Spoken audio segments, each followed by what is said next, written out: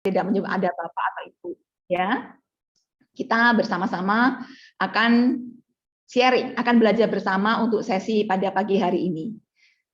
Masih ada waktu untuk sebelum acara dimulai, Bapak Ibu bisa mulai mengisi daftar hadir dulu. Linknya ada di chat, mungkin bisa dibantu oleh, bisa dikirimkan di link chatnya, ya, bagi untuk daftar hadir dulu, ya.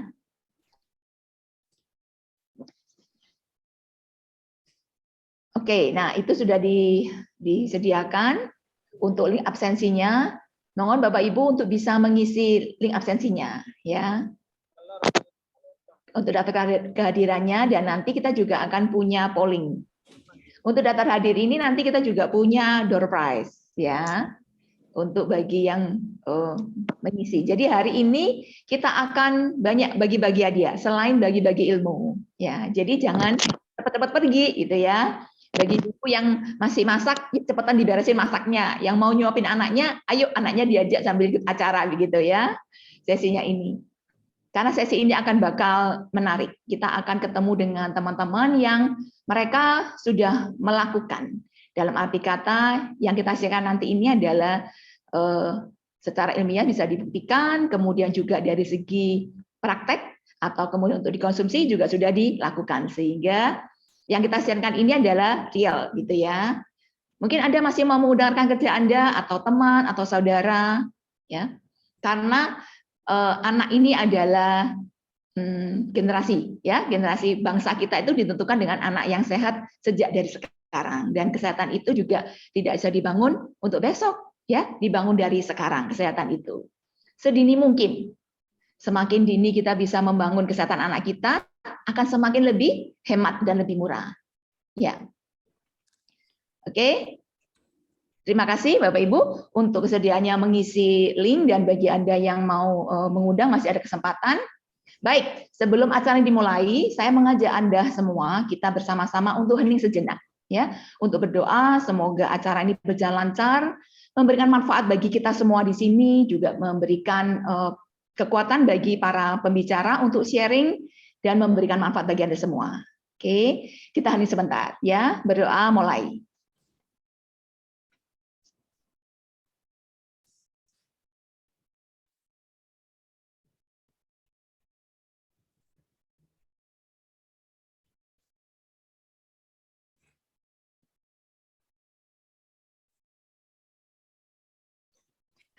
Oke, berdoa selesai.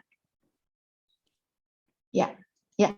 Oke, selamat pagi sekali lagi bagi Anda yang baru gabung atau baru bergabung di sini, saya ingetin untuk mengisi daftar hadir, ya. Saya mau tahu dulu dong, teman-teman yang di sini ini dari kota mana aja sih? Kan kita ini dari 3 center, ada dari Magelang, dari Sidoarjo, dan dari Besuki. Besuki itu hampir di ujungnya Jawa Timur, ya teman-teman. Magelang itu sudah Jawa Tengah ya, Hung? Jawa Tengah, dekat udah Jawa Tengah. Jadi ya, kita dari Jawa Tengah, kemudian dari Sidoarjo, tengah-tengahnya Jawa Timur, dan juga dari ujungnya Jawa Timur di Besuki, gitu ya. Kita mau tahu nih teman-teman ini dari mana aja. Boleh dituliskan dalam kolom chat siapa aja sih yang hadir di sini? Yang paling dekat siapa? Ada Jakarta. Oh, itu ada Tangerang. Thank you. Ada namanya Ang. Hampir Ang Xiao Ngo, ya. Mirip dengan nama saya, tinggal dibalik gitu ya. Pas dulu Ang. Oke, kemudian ada dari Magelang, dari Tangerang, halo, dari Kudus, wah ini suci banget ini orangnya ya, thank you Maria Ayu dari Kudus, ada Brebes, wah oke. Kemudian dari Karawang, dari Sidoarjo, halo, kantor Sidoarjo ada di Pondok Mutiara ya, monggo mampir. Dari Bekasi, halo Heidi, dari Jakarta juga Katarina, dari Surabaya Gwen, dari Denpasar, wah apa kabar nih, Brina, saya panggil Bri ya, ada dari Jember. Ya. Oke, dari Sidoarjo juga. Ya, teman-teman, kita kayaknya ini punya hampir 84.000 orang yang ada di sini ya. Oh, tepuk tangan dong untuk Anda semua ya. Halo Heidi ya. Ya. Cibitung, Cikarang, thank you semua untuk kehadirannya ya. Semoga hari ini. Halo Ella dari Hong Kong, my sister. Semangat terus ya Ella ya. Ella ini luar biasa. Ya, Bapak Ibu, baik. Thank you Anda sudah share dari mana saja Anda berada, ya kan? Semoga acara ini benar-benar menjadi meriah karena kehadiran Anda semua. Ya. Pada hari ini kita akan sharing dengan tadi saya katakan dari 3 center. Yang pertama adalah Bu Yendong dari Magelang, kemudian ada Dr. Agnes. Halo Dok. Nah, ya, beliau adalah pemilik dari Learning Center Besuki. Kita akan melakukan sharing bagaimana sih kita melakukan special care for our special kids ya. Beberapa teman yang saya undang mengatakan ini anak yang jenius ya, dan gitu kan.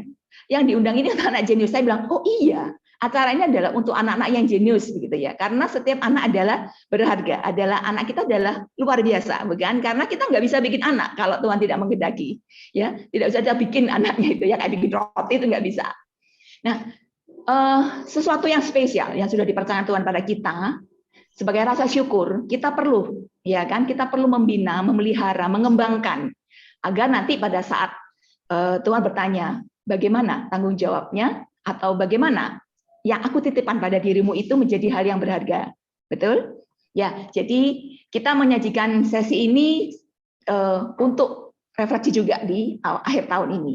Ya, oke, rekan-rekan, acara ini didukung dan disponsori oleh perusahaan HDI, Harmoni Dynamic Indonesia.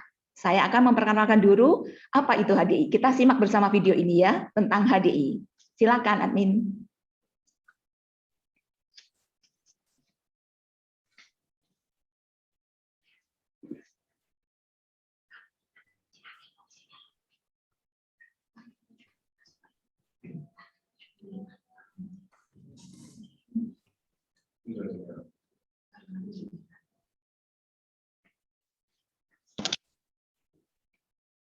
Sorry. HDI Ismailannya nggak ada Sebentar. Bentar. Ya, bagi Bapak Ibu sambil menunggu disiapin, dimohon kesediaannya untuk mengisi daftar hadir ya di acara ini.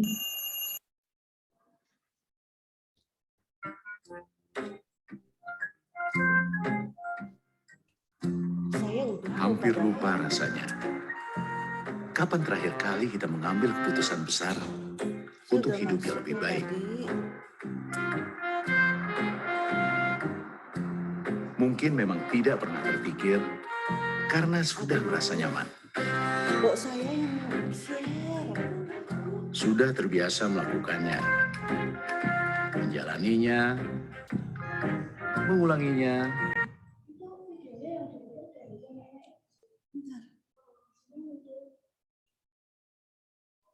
Udah? Oke, tambah sama. Tolong kirimkan surat ini ya. Oh ya, baik Pak. Ini untuk surat yang kemarin sudah ada balasannya. Oh, makasih. Ya.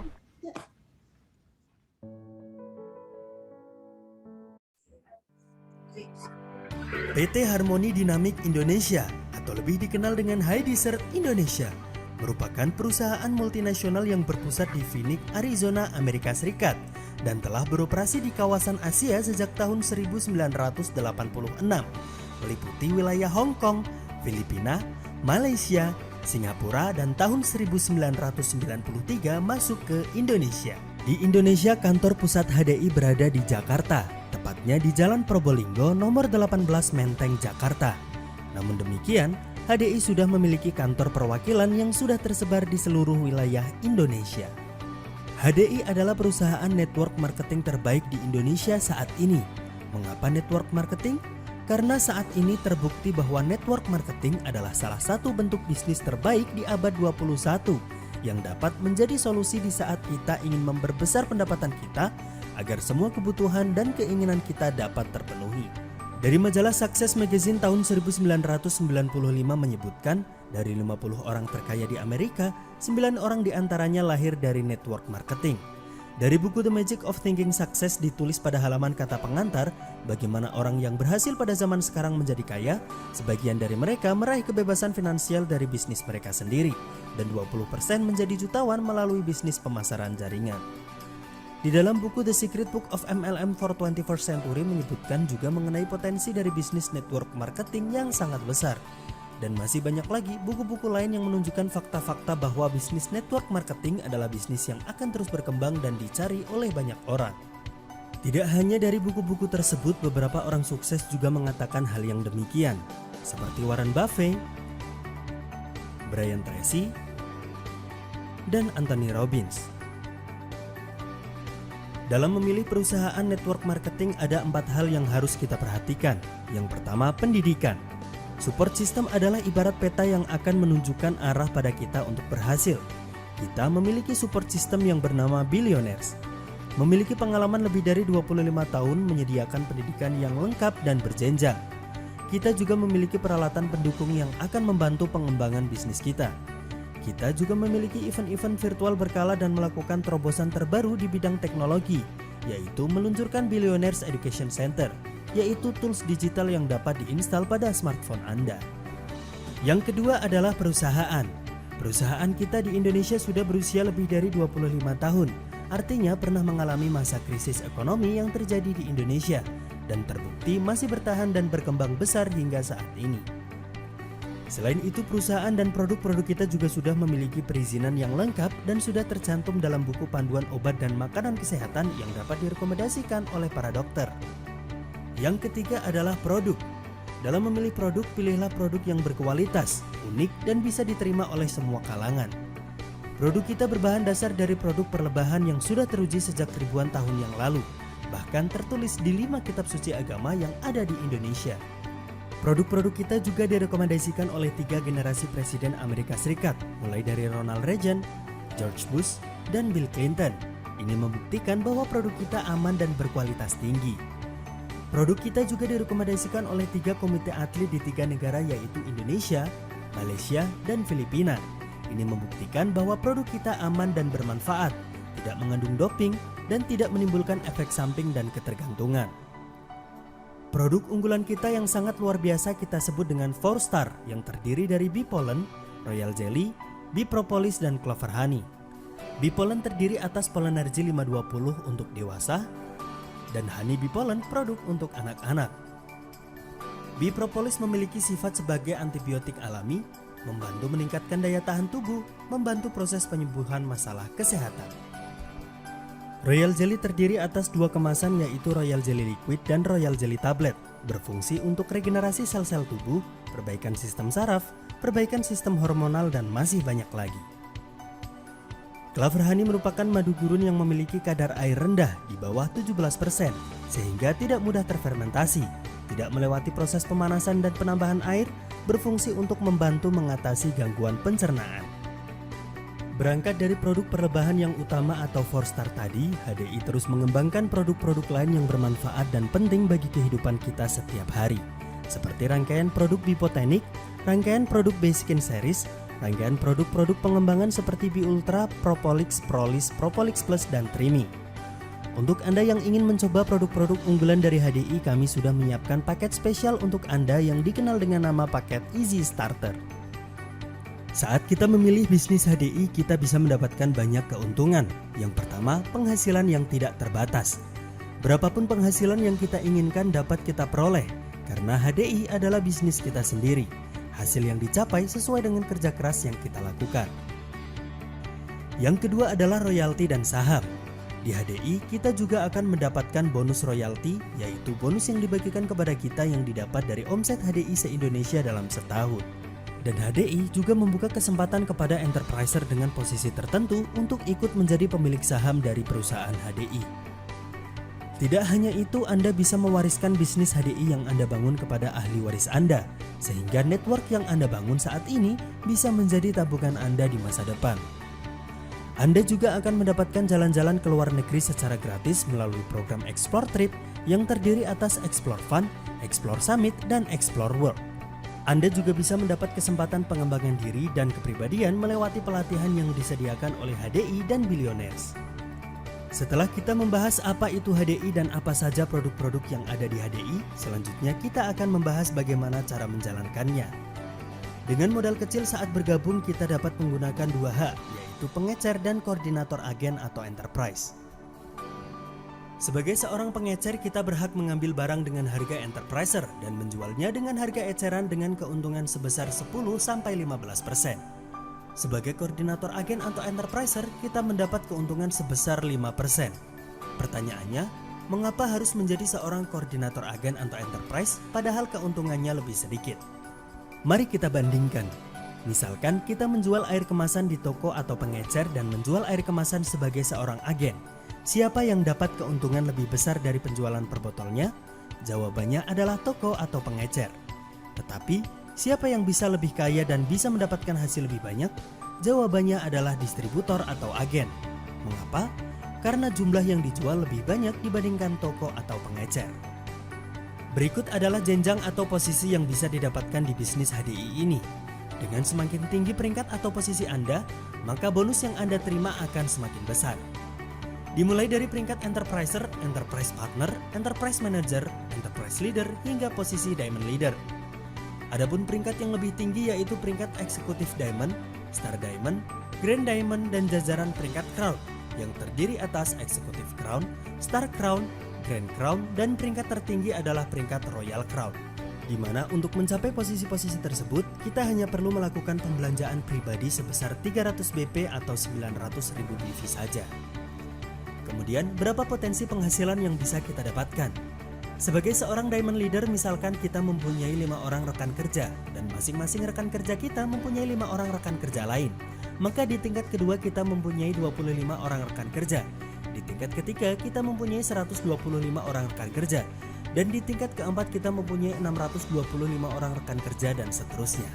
Dengan omset di masing-masing level rekan kerja kita sebesar 900.000 BV, maka potensi penghasilan yang bisa kita dapatkan adalah sebesar 25 miliar rupiah per bulan.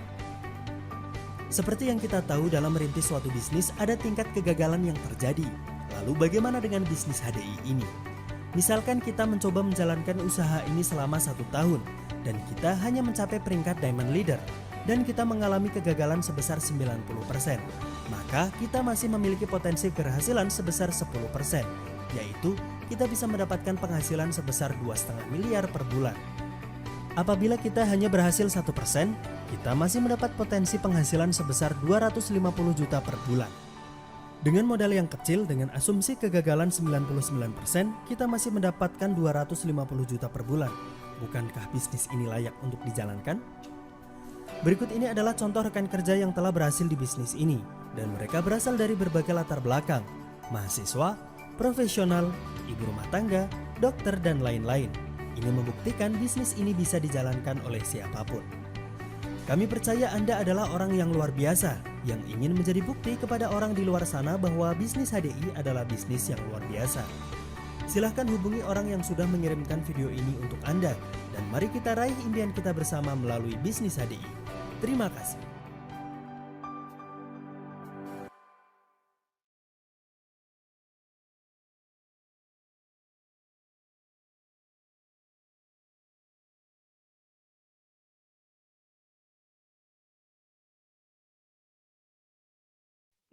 Terima kasih untuk Anda yang sudah menyaksikan video ini. Bagi teman-teman yang baru bergabung, dimohon kesediaannya untuk mengisi daftar hadir ya. Mohon bantuannya admin untuk bisa men-sharekan link absensinya lagi.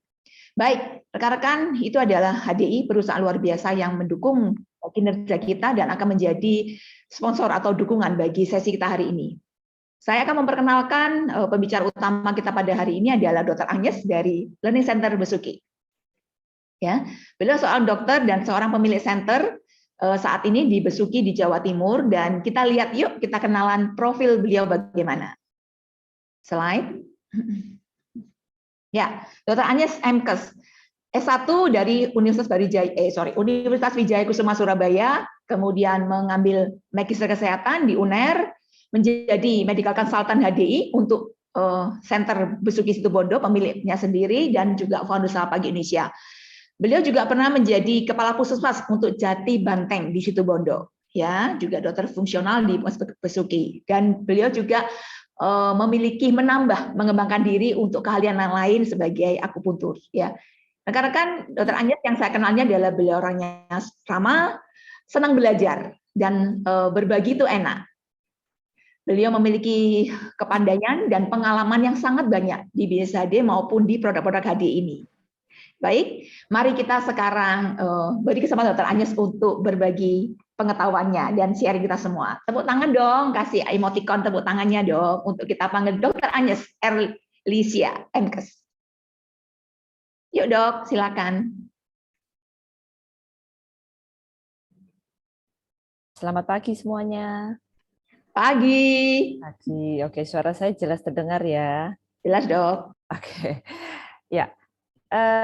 Baik, terima kasih sekali Bu Ong, kemudian teman-teman yang lain dan para partisipan yang lain. Saya bahagia sekali ya bisa bertemu di ruangan ini ya dengan Bapak Ibu sekalian. Mungkin banyak ibu-ibu ya. Mami-mami muda ya. Oke, jadi memang tema kali ini kami angkat adalah tentang anak-anak ya, tentang anak, pertumbuhan dan perkembangan anak. Karena kalau kami lihat sih kondisi perkembangan zaman sekarang ini memang banyak sekali kasus yang kami temui ya. Jadi misalnya saya dipraktekkan gitu ya, saya menemukan anak-anak yang pertumbuhan dan perkembangannya terlambat ya. Kalau mungkin kita bandingkan dengan zaman angkatan kita dulu ya, saya sudah mendekati setengah abad ya, sudah mendekati setengah abad. Zaman saya dulu mungkin hampir tidak pernah terdengar yang namanya autis, yang namanya kalau gizi kurang, oke, mungkin banyak ya zaman dulu. Oke, kemudian penyakit-penyakit yang lain, maksudnya kelainan-kelainan perkembangan yang lain itu jarang terdengar. Nah, tapi kok kondisi sekarang ini kok banyak banget ya. Jadi anak yang hiperaktif, anak yang kelainan degeneratif dan sebagainya itu banyak sekali. Dan juga saya banyak dengarkan anak-anak ada yang sudah di usia 8 tahun, sudah cuci darah dan sebagainya. Jadi di kesempatan kali ini kita sedikit berbagi ya. Saya juga belajar, jadi mudah-mudahan ilmu yang saya terima ini juga bisa bermanfaat bagi Bapak Ibu sekalian ya. Oke, malam ini saya ingin share ya sedikit slide saya mohon izin.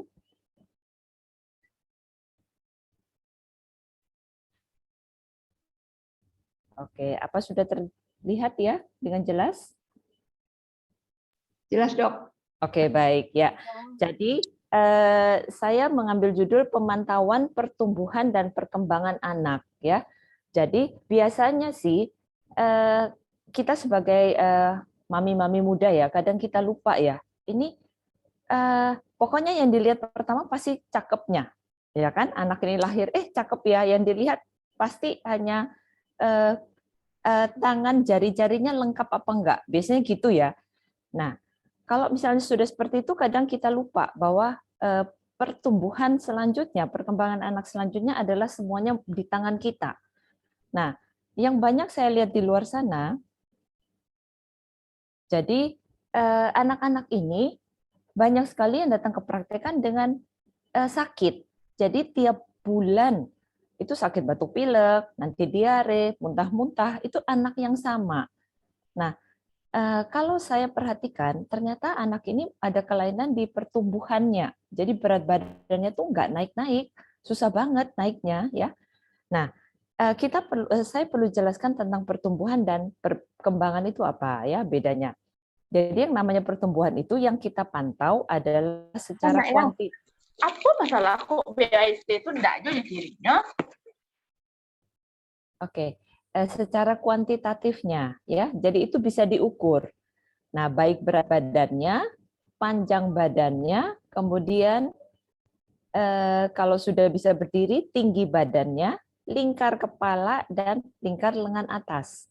Jadi diukur nih, anak ini di usia sekian, dia harus beratnya sekian. Dengan acuan berat badan lahirnya berapa. Jadi nggak bisa sama ya. Misalnya anak yang lahir dengan berat badan 2,5 kilo, beda pertumbuhannya dengan anak yang lahir dengan berat badan 3,2 kilo. Ya. Itu ada skalanya. Oke. Nah, yang namanya perkembangan tuh ini. Jadi secara kualitatif, kualitasnya anak ini. Nah, ukurannya relatif. Biasanya orang tuanya yang lebih tahu ya, anak ini di usia ini kalau dibandingin temannya, dia sama nggak ya? Atau kok dia malah terlambat ya? Di bidang apa? Misalnya sensoriknya, dia dipanggil-panggil nggak dengar, misalnya nggak respon. Kemudian di penciumannya, dia bisa mencium, dia bisa menceritakan, oh ini enak, ini nggak enak, ya, dia bisa membedakan. Kemudian di motoriknya, dia bisa bermain yang mainan yang halus-halus atau mainan yang hanya mainan kasar aja. Kemudian pengetahuannya ditanya, dia bisa jawab dengan benar dan sebagainya. Nah, ini adalah perkembangan.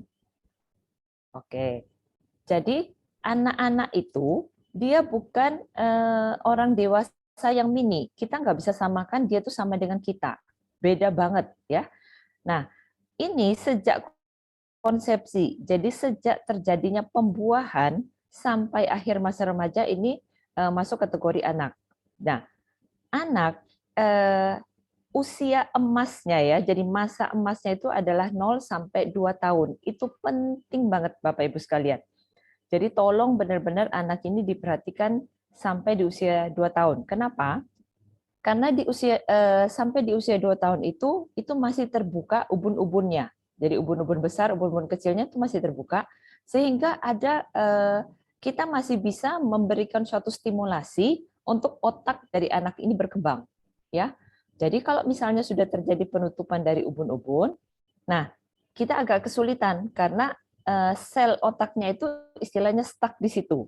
Nah, kita hanya bisa merangsang di sisi yang lain, ya. Oke. Nah, ciri-ciri tumbuh kembang adalah jadi perkembangan pasti menimbulkan suatu perubahan ya, pasti. Nah, tahap tumbuh kembang di awal itu menentukan untuk tahap selanjutnya. Jadi biasanya tuh nggak bisa melompat ya, melompat begitu cepat tuh nggak bisa. Jadi step by step. Nah, kecepatan tiap orang berbeda. Kemudian perkembangan itu biasanya berhubungan ya dengan pertumbuhan. Kemudian perkembangan itu ada pola yang tetap biasanya. Nah, ini yang mempengaruhi ya. Jadi nenek moyang kita mengatakan bibit, bobot, bebet ya. Nah, jadi ternyata ras itu juga mempengaruhi, kemudian genetik dari orang tuanya mempengaruhi, kemudian keluarga itu bagaimana, usia kehamilan, usia saat hamil pertama ya, kemudian jenis kelamin, kromosom dan sebagainya. Nah, faktor eksternal, jadi faktor dari luar itu ada dari faktor saat masa kehamilan ya, kemudian sebelum kehamilan dan sesudah melahirkan. Ya, kita lihat. Jadi genetik dari ayah dan ibu ini mempengaruhi. Ya, lingkungan juga mempengaruhi. Nah, lingkungannya apa? Ini saya tanda merah di nutrisi, karena nanti saya akan lebih memfokuskan di nutrisinya ya. Karena kita penting banget di nutrisi ini memang nomor 1. Faktor yang berperan sangat penting untuk pertumbuhannya. Nah, jadi saat prenatal itu juga ditentukan oleh zat kimia yang terpapar ke badan si ibu. Kemudian faktor mekanik atau fisik ya. Kemudian hormonal, radiasi, infeksi dan imunitas. Nah, makanya selama 9 bulan kehamilan itu si ibu ini harus benar-benar dijaga ya. Jadi mungkin di sini ada bapak-bapak muda, saya sarankan benar-benar istrinya untuk diperhatikan lebih. Karena saat kehamilan ini sangat menentukan kualitas dan pertumbuhan anak ini kelak. Jadi misalnya seorang ibu dia banyak aktivitas atau hidupnya, domisilinya di suatu daerah yang banyak sekali kawasan industri. Nah, ada satu kota di Indonesia ini ya, itu angka kejadian autisnya dari 10 kelahiran anak itu 1 kasus pasti autis. Tinggi banget loh ini. Jadi ternyata ditengarai bahwa itu ada pengaruh dari lingkungan yang terpapar dengan limbah dari pabrik ya. Nah, zat-zat kimia ini sangat berpengaruh. Kemudian infeksi. Jadi ibu yang kita tahu bahwa kalau kehamilan itu identik dengan mual, muntah gitu ya. Nah, tapi kalau misalnya kondisi mual dan muntah ini kita terus biarkan atau misalnya kita mengikuti polanya si mual muntah ini, kita akan mudah turun ke gizi kurang dari si ibu. Sehingga akhirnya nutrisi yang masuk ke janin itu juga berkurang. Jadi akan akan berisiko terhadap berat badan lahir rendah ya atau BBLR. Nah, ibu yang juga kekurangan nutrisi ini akan mudah mengalami infeksi atau sakit. Sedangkan kita tahu ya, saat kehamilan itu kalau bisa jangan sakit. Istilahnya jangan sering batuk pilek, jangan sering diare. Wah, itu bahaya banget karena kita juga akan terpapar membawa kuman itu masuk pada melalui plasenta ke si anak ya. Oke. Kemudian ini juga ya mungkin yang bagi penyayang hewan ya, yang suka pelihara hewan dan sebagainya itu hati-hati karena bisa terpapar dengan virus tokso ya. Nah, itu yang banyak menyebabkan kecacatan atau kelainan pada si janin. Nah, kemudian postnatal ya. Jadi postnatal ini juga selain nutrisi tadi, kondisi infeksi, imun sistemnya, kemudian sosial ekonomi, kultur dan sebagainya itu juga mempengaruhi. Nah, ini kita lihat kondisi ya. Jadi kalau anak, maaf ya, anak dengan lahir seperti ini biasanya dipengaruhi oleh faktor prenatal ya. Nah, kalau kondisi ini gizi buruk itu postnatal. Jadi sesudah melahirkannya. Jadi anak ini memang karena asupannya yang sangat kurang ya. Oke.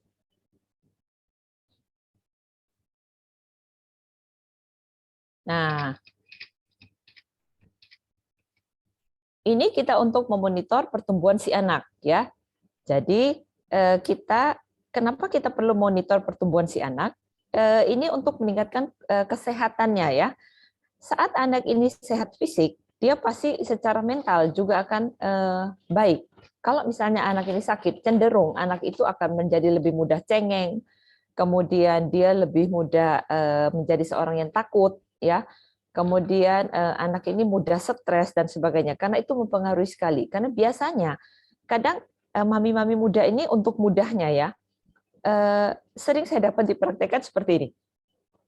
Jangan nakal ya, nanti disuntik loh sama dokter. Nah, itu memunculkan suatu ketakutan-ketakutan dia terhadap tenaga kesehatan. Kemudian dia mempunyai gambaran bahwa, aduh dokter itu menakutkan, sakit itu tidak enak.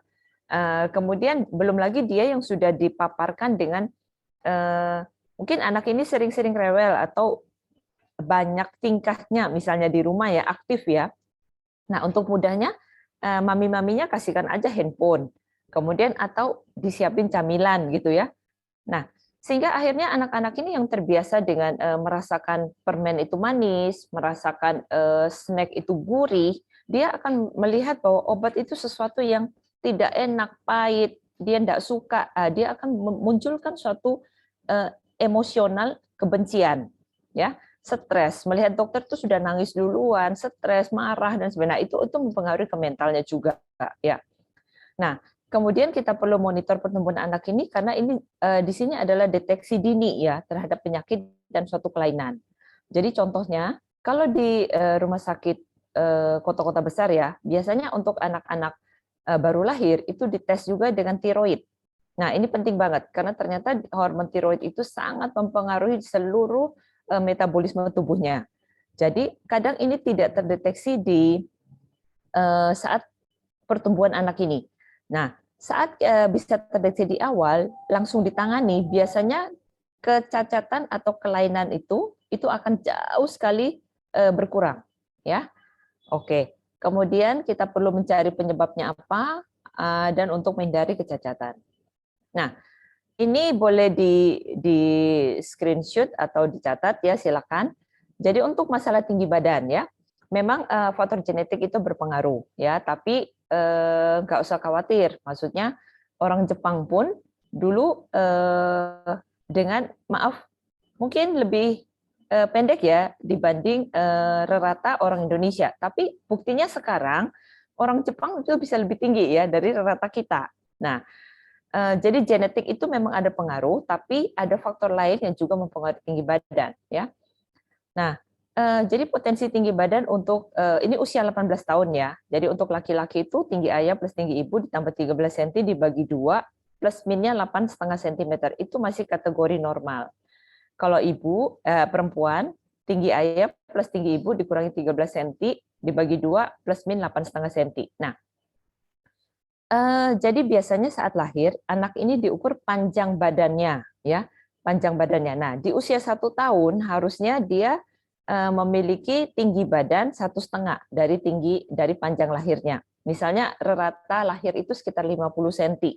Artinya 1 tahun itu dia sekitar 75 cm. Ya, 4 tahun 2 kalinya, 13 tahun 3 kalinya. Ya, ini standar normalnya. Oke. Nah, berat badan. Berat badan ini memang juga dipengaruhi oleh genetik, ya, sekian persen. Kemudian asupan nutrisi, ya, dari makannya, minumnya, camilannya dan sebagainya. Nah, hati-hati kita tidak bisa berbangga dengan anak yang gemuk. Hati-hati, ya, karena anak gemuk itu tidak mempolakan bahwa anak ini menjadi anak yang cerdas, menjadi anak yang sehat. Belum tentu, karena ada suatu kelainan juga, ya, jadi secara hormonalnya, secara metabolismenya ada sedikit gangguan juga.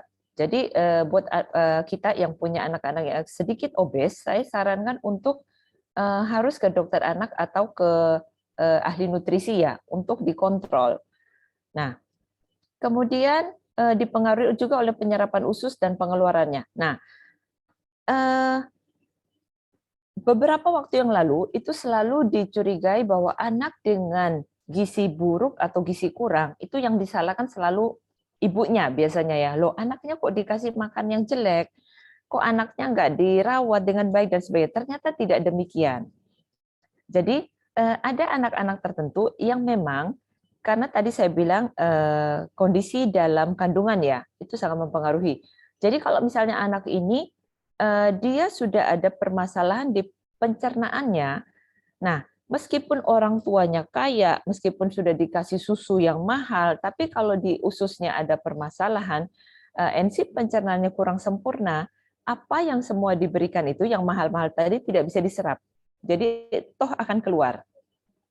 Beberapa kasus saya temukan anak ini dikasih makan sayur, keluarnya juga sayur.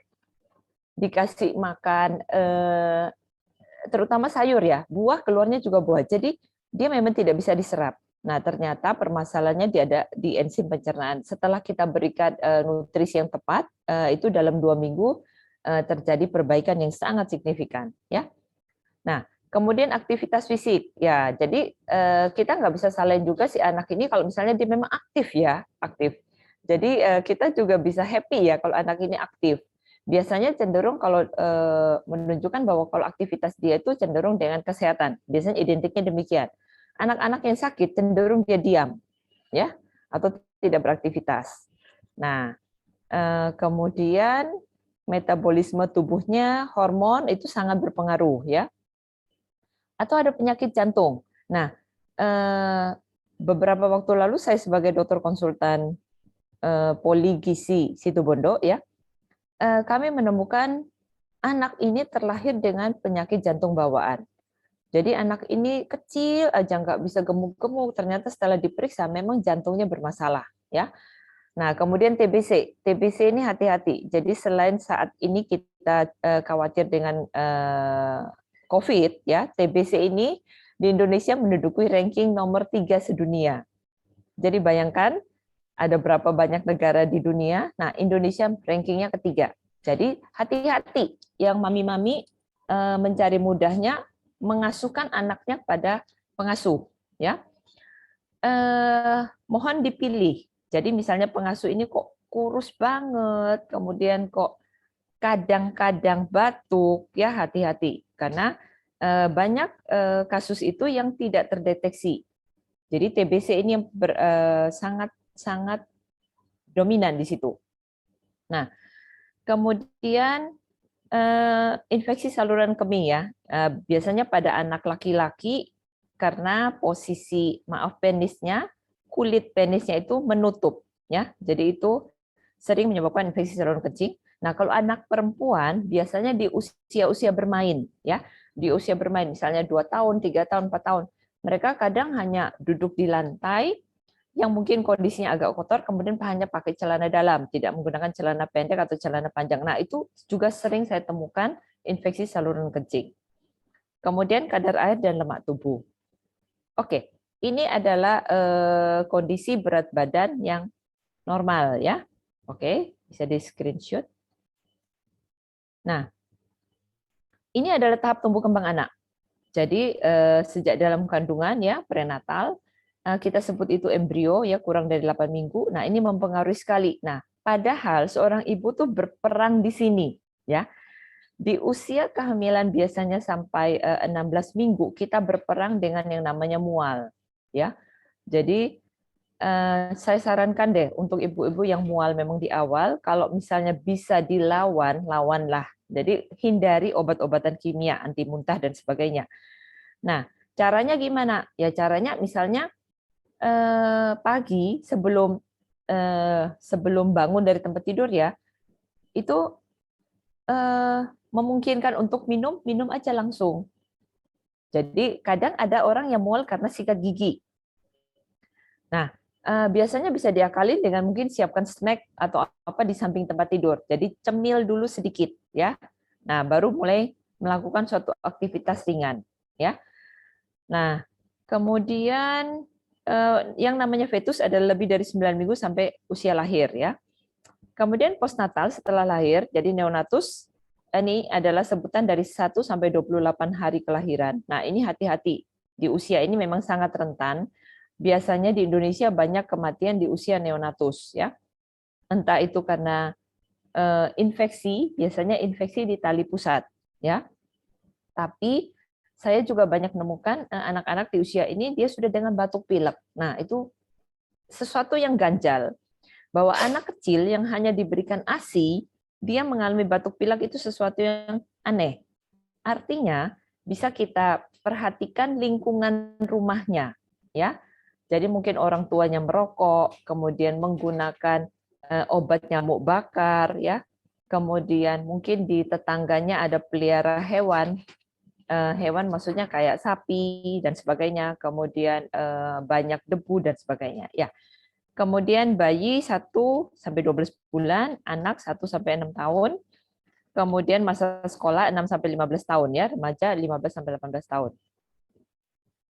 Nah, ini siklus pertumbuhannya ya. Jadi dari konsepsi, pertemuan ovum dan sperma, kemudian terus menjadi embrio, fetus, kemudian sudah terbentuk janin dan siap dilahirkan. Oke. Nah, ini embrio ya. Oke, jadi di sini pembekuan selnya cepat banget ya.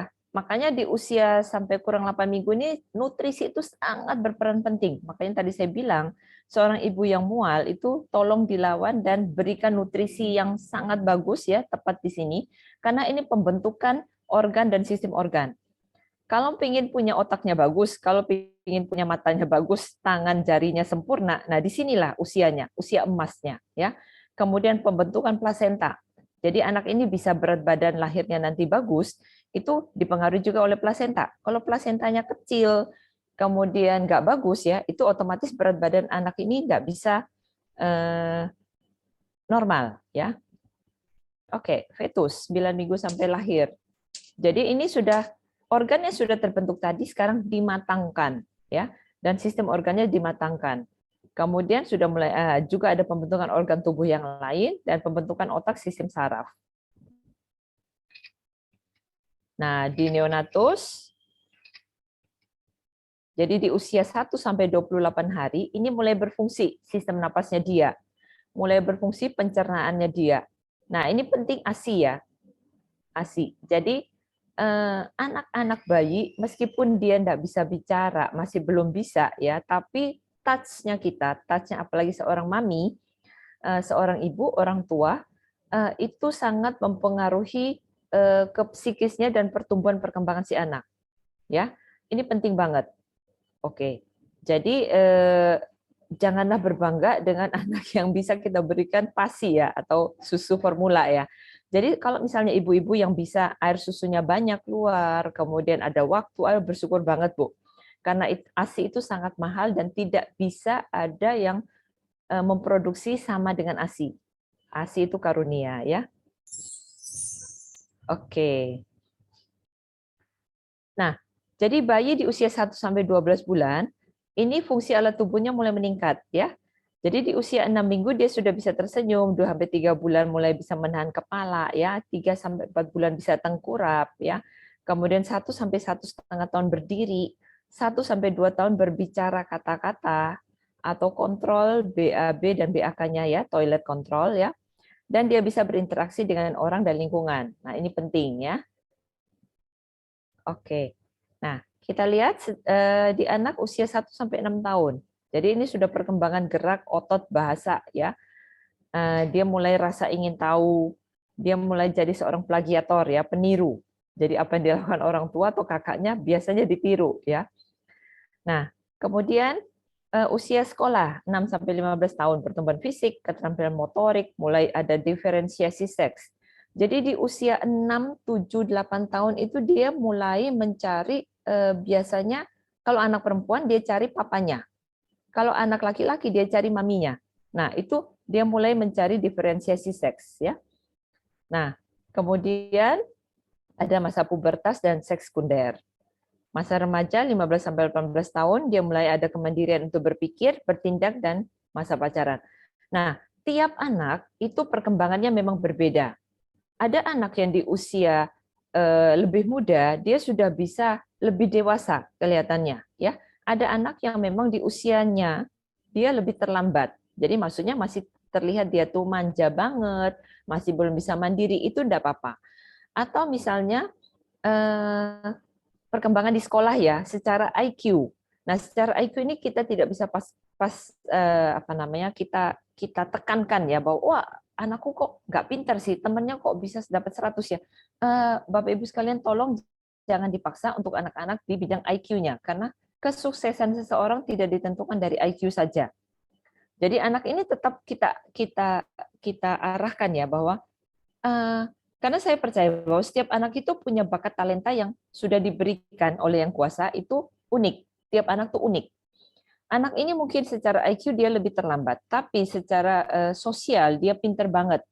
Kemudian secara interaksi sosial, kemudian bahasa, dia pinter banget. Jadi dia pandai di situ. Nah, itu dikembangkan. Jadi jangan bingung dengan les-lesan harus bisa matematika, harus bisa sains, tidak Ibu, karena tidak semua orang sukses di bidang itu, ya. Oke. Nah, oke, ini gangguan tumbuh kembang ya. Yang biasa kita temui adalah gangguan bicara dan bahasa. 2, 4, 4. Pinter banget. Oke, gangguan bicara dan bahasa. Ini kalau mau saya ceritakan sharing saya secara pribadi ya. Okay.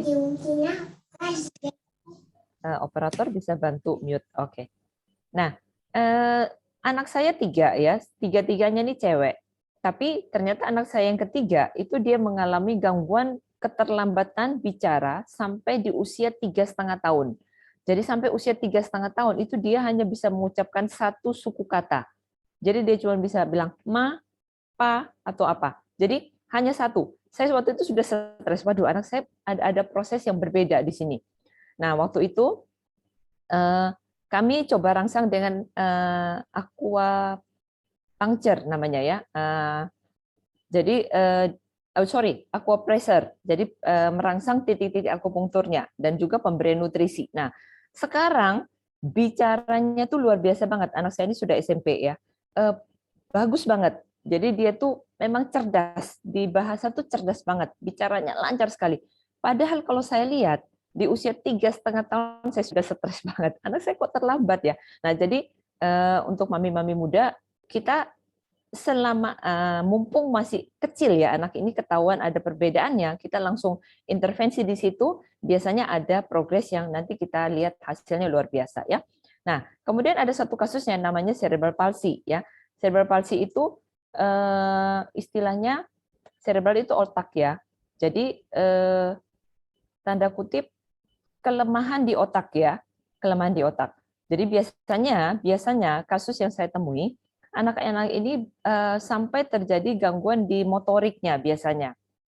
Motorik, bahasa, perkembangan dan sebagainya. Jadi biasanya tangan kakinya sampai kontraktur, kaku dan sebagainya. Kemudian mengecil. Nah, Tapi jangan putus asa karena tetap ada harapan ya, karena nanti kita akan lihat salah satu yang hadir di sini ya. Kemudian ada yang namanya sindroma Down ya, jadi kelainan kromosom. Kemudian perawakan pendek atau shunting ya, ini permasalahan yang banyak terjadi di Indonesia karena biasanya dari efek nutrisi yang jelek. Kemudian autisme ya, pengaruh dari limbah pabrik, nutrisi, infeksi dan sebagainya. Retardasi mental. Kemudian, nah ini juga banyak dijumpai ya, gangguan pemusatan perhatian dan hiperaktif.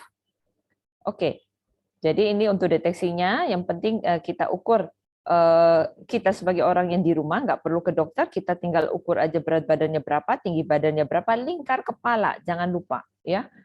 Oke, kemudian untuk perkembangan, nah kalau ini mungkin agak sulit. Kalau untuk perkembangan, kita bisa ketahui dari yang tadi saya share, itu secara sekilas ya. Kemudian kalau kita sudah menemukan adanya suatu penyimpangan, saya sarankan ini dikonsulkan ke dokter tumbuh kembang atau dokter anak ya. Karena di sini ada screening-screening yang sangat banyak ya. Dan itu detail banget.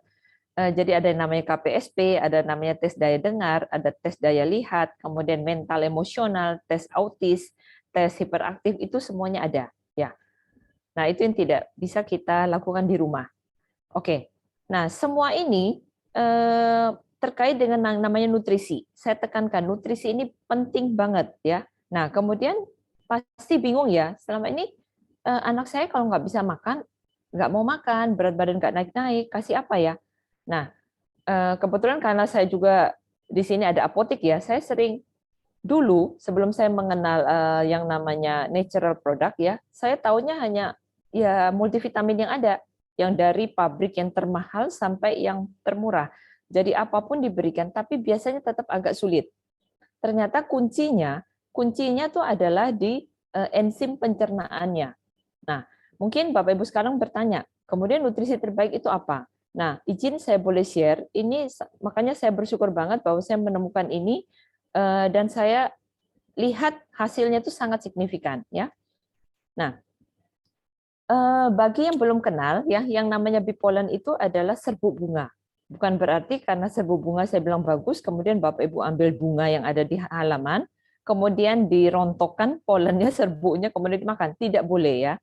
Karena polen itu harus diproses khusus untuk dikeluarkan, dibuang kulit arinya, karena itu adalah alergen kuat. Kulit arinya itu sangat berbahaya terhadap orang-orang yang punya bakat alergi. Ya. Nah, bipolen adalah serbuk bunga yang sudah melalui proses fermentasi oleh si lebah, kemudian diambil sari aslinya untuk menjadi suatu nutrisi yang penting untuk tubuh kita. Nah, ternyata di polen ini ada kandungan namanya polifenol. Jadi polifenol itu termasuk bioflavonoid, asam organik dan asam fenolik. Ya, dia merupakan suatu antioksidan dengan kualitas dan meningkatkan kesehatan secara keseluruhan. Nah, saya bisa mengatakan bahwa polen ini sebagai nutrisi ASI kedua. Jadi ASI tadi nomor 1, nah polen ini adalah yang kedua ya. Nah, seperti ini, polen itu serbuk bunga seperti ini ya. Jadi bukan berarti ini langsung kita makan, itu tidak disarankan. Jadi dia bisa berfungsi sebagai anti peradangan, untuk mengatur kekebalan, sebagai anti karsinogen atau anti kanker, antioksidan, anti aterosklerotik, jadi bagi yang dewasa ya, untuk yang orang sakit jantung dan sebagai anti sklerotik. Kemudian nutrisi, nah ini nutrisi. Jadi dia membantu untuk meningkatkan berat badan, meningkatkan HB darah, kemudian memenuhi kebutuhan asam amino kita, vitamin, mineral, dan juga ada 3 enzim pencerna di dalamnya. Nah, kita lihat ini adalah kandungan antioksidannya jika dibandingkan dengan buah-buahan. Jadi kalau misalnya kondisi COVID seperti ini kita bingung ya, duh anak saya dikasih makan buah apa ya? Perasaan dia sudah makan buah makan jeruk 4 buah juga kok masih batuk aja misalnya. Nah, ternyata polen ini tinggi banget. Nah, sampai di sekian 15,05. Kalau misalnya kita mau bandingkan dengan saya bandingkan dengan kismis misalnya ya, itu hanya 3,6 ya, atau mangga hanya 0,4 ya. Jadi kecil banget. Oke. Nah, kemudian madu. Ternyata madu ini sudah juga menjadi karunia yang kuasa ya, sudah makanan alami kita. Dia membantu sekali karena madu ini ada kandungan fruktosa yang tinggi.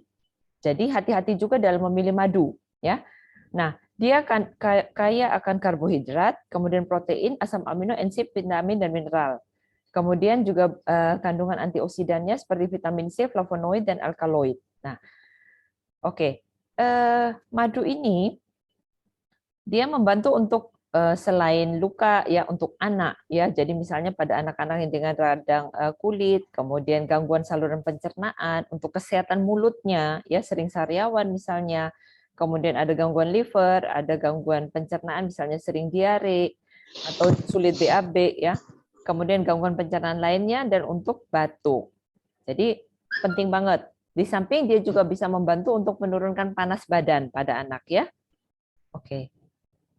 Nah, dalam pemilihan madu itu hati-hati ya.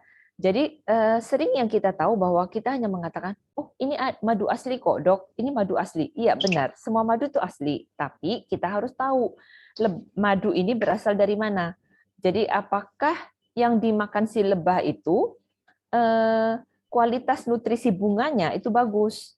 Jadi si lebah ini kan bisa makan dari bunga sembarangan ya, dari makanya kenapa madu itu ada yang rasanya pahit, warnanya hitam, dan sebagainya. Nah, kita harus memilih sesuatu yang dimakan si lebah yang baik, yang terbaik. Nah, ternyata bunga clover itu adalah bunga yang paling lengkap kandungan nutrisinya. Jadi kualitas yang ada di dalam clover ani ini memang tinggi banget.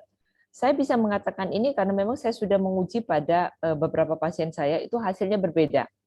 Nah, apalagi yang kita nggak paham, madu yang beredar di mini-minimarket itu banyak sekali madu yang hanya diisi perasa madu. Perasa. Jadi bukan madu, tapi perasa madu. Ya. Nah, jadi harus tahu nanti mana yang madu benar, madu yang memang asli. Nah, saya juga pernah punya pasien yang dia tuh peternak madu, peternak lebah ya, menghasilkan madu. Nah, di saat musim-musim seperti ini, kesulitan bunga, kami bertanya, loh Pak, gimana produksi madunya? Oh gampang dok, sekarang kan nggak ada bunga, jadi kami tinggal tebarin aja gula. Jadi dia membeli 2 kintal gitu, ditebarin di kolam apa namanya itu gula pasir ya. Nah itu untuk jadi makanannya si lebah. Nah jadi kandungan glukosanya tinggi banget. Belum lagi cara memproduksi yang salah. Jadi misalnya dibiarkan aja secara liar, menggelantung di pohon yang ada kandang hewannya. Nah, ini yang menyebabkan, makanya hati-hati pada anak-anak kita konsumsikan madu yang sembarangan ya. Istilahnya, karena di situ resiko banget terjadi paparan kuman botulism. Nah, ini tidak boleh terjadi pada madu yang kita minum. Jadi saat madu yang kita minum itu ada kandungan botulism, itu pasti akan menyebabkan efek sakit pada tubuh kita, apalagi anak-anak, ya. Oke. Nah, kemudian kita harus tahu juga kekentalannya, karena kekentalan ini mempengaruhi banget kualitasnya, fermentasinya. Jadi pada clover ani ini memang kandungan airnya sangat rendah, kurang dari 17%. Saat kandungan air itu lebih dari 17,5%, apalagi di Indonesia, kita di daerah tropis ya, biasanya di sekitar angka 45-50%. Nah, itu mudah banget terjadi fermentasi. Makanya kenapa clover honey itu ditaruh di botol plastik. Kenapa madu yang ada di luar sana itu ditaruh di botol kaca. Nah, karena apa? Karena mudah fermentasi. Jadi saat dibuka botolnya itu, terdengar suara gas, itu biasanya sudah ada fermentasi. Fermentasi itu seperti alkohol ya, jadi pus gitu ya. Nah, itu tidak kami sarankan dikonsumsi. Karena pasti akan mudah menjadi sakit lambung atau sariawan ya. Nah, clover honey ditaruh di botol plastik. Jadi karena hampir tidak pernah fermentasi. Fermentasi bisa terjadi karena itu kandungan airnya tinggi. Ya. Oke. Ya, kemudian ini namanya kids tree ya. Kids tree itu untuk mudahnya ya. Jadi misalnya anak-anak ini kita mau ambil simpelnya, ya udah isap ini aja dah. Nah, boleh. Jadi di dalam kandungan kids tree ini sudah lengkap, ada madunya, ada polennya, kemudian ada propolisnya, kemudian ada vitamin C-nya. Sorry kok madu ya saya sebut. Kemudian ada vitamin C-nya ya. Jadi lengkap. Dihisap rasa jeruk. Jadi membantu untuk meningkatkan sistem kekebalan tubuh, kemudian untuk menambah energi juga, mencegah kelelahan, kemudian ada kandungan asam glutamat yang mengangkut kalium ke otak, sehingga konsentrasinya juga lebih tinggi, ya. Oke, jadi memang saya saran dari kecil, apalagi hamil, ya, sejak hamil sampai anak itu usia 2 tahun, itu paling penting, ya, emas banget, ya, emas berlian ada di situ. Jadi kalau nggak mau repot nanti besok-besoknya, kita repotnya di awal.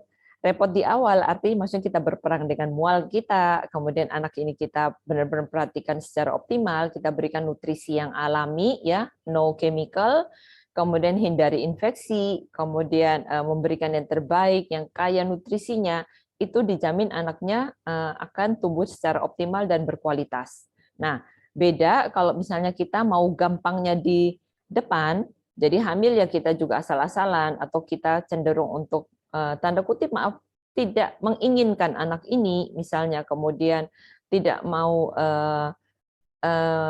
melawan mualnya dan sebagainya, kemudian di usia anak yang sudah lahir ya kita juga ambil mudahnya, anak dikasih camilan aja, kemudian tidak diberikan nutrisi yang baik, ya kita akan repot di kemudian harinya, karena anak ini pasti akan berbeda dengan anak teman-teman yang lain dari segi IQ, dari segi EQ dan sebagainya. Nah, itu pesan saya. Mungkin itu saja yang bisa saya sampaikan. Kalau ada salah kata mohon dimaafkan. Terima kasih.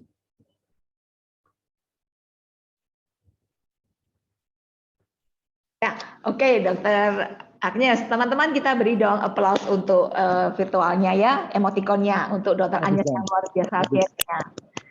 Ya, ini tadi saya dapat chat Japri, Dok, bahwa tidak menyangka sesinya akan sebagus ini materinya. Dikira materinya hanya sempit untuk konsep tertentu. Thank you ya, Dok, untuk materinya yang luar biasa. Ya, saya juga mendapatkan hal yang penting ya, teman-teman, bahwa ternyata kehamilan itu selayaknya untuk diprogramkan, dipersiapkan. Kan tadi saya mencatat bahwa kehamilan 8 minggu itu berarti baru 2 bulan ya, Dok. 8 minggu itu adalah masa yang luar biasa. Betul. Terbentuknya fetus di mana kita tidak boleh, seharusnya ibu-ibu itu dijaga dari flu, batuk, pilek seperti itu ya, hal yang sakit yang umum padahal itu ya, badannya umum tapi sebaiknya tidak kita dapatkan saat kita di usia kehamilan 8 sampai 9 minggu atau 2 bulan pertama ya rekan-rekan kan. Kemudian juga ini sampai 28 hari pertama kelahiran. Wow. Ya, betul. Ya. Oke. Di sini kita melihat bahwa Bapak Ibu rekan-rekan sekalian, pentingnya kita memperhatikan. Jadi kalau saat ini kita udah memiliki anak, aduh sudah kadung nih, anak saya sudah lahir gitu ya. Kita bisa mempersiapkan teman-teman kita mungkin yang sedang pengen punya anak, atau teman-teman yang anak muda ya, ponakan kita mungkin, atau anak kita mungkin yang jadi bakal cucu kita ya. Tapi mungkin seperti di sini semuanya masih muda-muda ya, Dok ya, belum punya cucu semua ini. Kita bisa berbagi, sharing tentang materi ini. Ya, nanti kita akan olah, kalau materi ini bisa bermanfaat akan kita letakkan di YouTube ya, supaya Anda bisa bebas mengulang lagi. Baik, Dr. Anies tadi mengatakan hal yang menarik loh teman-teman, kalau Anda perhatikan bahwa ada madu itu yang beda. Nah, madunya HD itu gimana sih bedanya? Yuk, kita punya satu video yang bisa menunjukkan apa sih keunggulan dan bedanya madu Clover Honey ini. Silakan yuk dibantu Suli.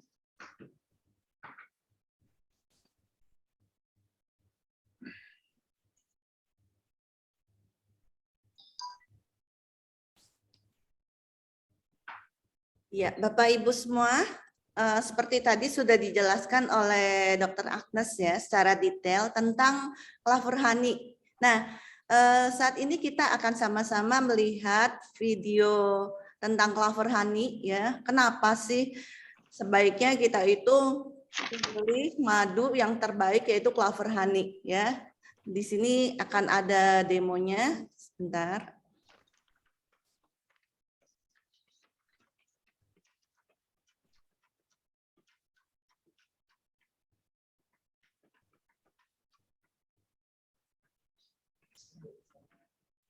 Ya, itu sebentar ya Bapak Ibu. Ya, bagi Bapak Ibu, jangan kemana-mana dulu ya. Setelah ini kita akan punya sharing dari teman yang luar biasa. Bagaimana sih seseorang yang anak yang mengalami perhatian yang dibutuhkan sangat khusus, ternyata bisa dibantu loh dengan produk perlebahan HDI ini dan juga perhatian yang spesial dari orang tuanya. Tadi kalau saya perhatikan bahwa di materi ini ya tadi kan kita perlu juga memperhatikan kesehatan fisik dan mental. Contoh sederhana, jangan ditakut-takutin kalau ke dokter gitu ya. Itu saya dulu juga gitu, Dok. Kalau nakal kamu disuntik loh ya, kayak gitu. Ya. Aduh, kasihan dokternya. Nah, ya kasihan dokternya ya, padahal dokternya mau membantu gitu kan. Jadi saya dulu kalau mau disuntik itu saya disuruh menghafalkan kali-kalian, 1 kali 1, 1 kali 2, 1 kali 3. Padahal sekarang sudah ada kalkulator ya, nggak perlu ngapal ya. Kayak gitu ya, gitu jadinya resepnya seperti itu. Tapi ada juga kan teman-teman mengatakan bahwa si anak itu suka ke dokter gitu ya, Dok. Ya. Mari kita uji keaslian produk HDI.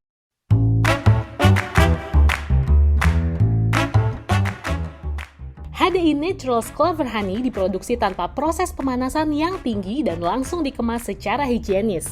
Kandungan airnya sangat rendah di bawah 17%, sehingga kecil kemungkinan mengalami fermentasi. Keunggulan dari produk HDI Naturals Clover Honey diantaranya adalah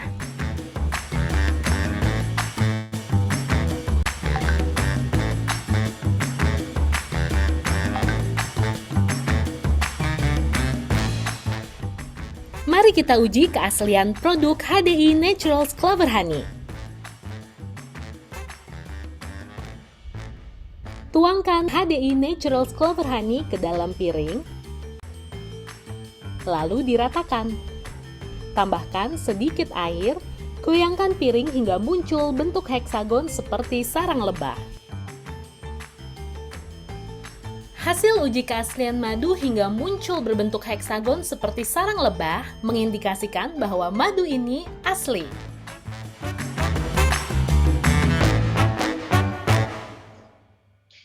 Ya, wow, satu tes yang sederhana ya, Bapak Ibu sekalian. Saya sendiri pada waktu mencoba ini saya merasa takjub gitu ya, bahwa ternyata kita itu punya sidik. Tidak hanya manusia yang punya sidik jari ya, tetapi lebah itu juga punya sidik jari, misalnya sidik sarangnya. Bahwa dengan madu yang benar-benar berkualitas, asli itu bisa menimbulkan atau bisa menampilkan sarang lebah dari demo tadi. Oke, baik. Sekarang kita dengerin yuk pengalaman dari teman kita yang sudah memakai atau mendapat manfaat dari produk HDI. Boleh dipandu, acaranya dipandu oleh Bu Yen Hong dan Dr. Agnes. Silakan Yen Hong. Ya baik, makasih Bu Ong. Nah, Bapak Ibu, pada kesempatan pagi hari ini, saya dengan bahagia sekali ingin berbagi ya untuk Bapak Ibu semua ya sebuah testimonial yang sangat inspiratif dari rekan kerja saya yaitu Bu Ria ya. Nah, saya perkenalkan dulu ya Bu Ria. Ini nanti akan dipandu langsung oleh Bu Agnes sama Dr. Agnes ya langsung. Nah, saya perkenalkan Bu Ria rekan kerja saya di Magelang ya. Nah, silakan Dr. Agnes mungkin langsung ini memandu untuk testimoni ya. Silakan Dok. Baik, baik. Kami bisa di untuk tampilannya ya. Spotlight ya. Oh iya, siap Dok. Oke.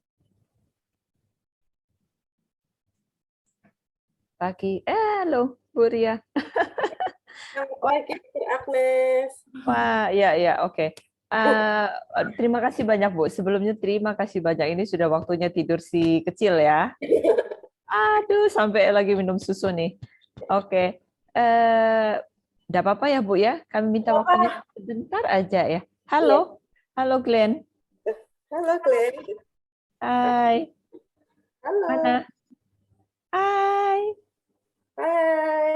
Oke, jadi Bu Ria dan Glenn ini terlahir dengan suatu kebutuhan khusus, ya? Iya. Usianya sekarang berapa ya Bu ya? 2,5 tahun. 2,5 tahun ya. Jadi saya mendapat kabar bahwa ternyata Bu Ria ini riwayat kehamilannya dengan pendarahan ya Bu ya? Iya. Sebanyak 2 kali Bu ya? Oke. Jadi itu gimana Bu saat kehamilannya? Waktu awal-awal sering mual? Waktu awal-awal mualnya tuh sebenarnya nggak terlalu malahan. Oke. Pas mungkin karena malam saya keenakan, dokter mengatakan semua sehat baik-baik aja. Ya udah saya beraktivitas seperti biasa. Kemudian usia 7 bulan itu pendarahan pertama. Dokter masih mempertahankan karena oh ini masih bisa nih gitu. Oh ya udah dipertahankan. Saya pulang. Kemudian 3 minggu setelah itu pendarahan lagi dan yang itu nggak bisa dipertahankan. Jadi mau nggak mau dikeluarkan. Jadi artinya Glenn ini lahir dengan usia yang kurang bulan. Betul, 8 bulan. Betul. 8 bulan dia sudah keluar. Jadi di usia normal kehamilan adalah sekitar 9 bulan 10 hari ya. Nah, jadi Glenn ini tidak mendapat istilahnya dalam 1 bulan 10 harinya dia tidak mendapat nutrisi dari plasenta, tapi dia harus diasuh di luar ya. Nah, oke. Kemudian Ibu ini ya. Oke, kita lihat dulu videonya Bu ya atau gimana? Iya, silakan. Ya, oke baik. Silakan.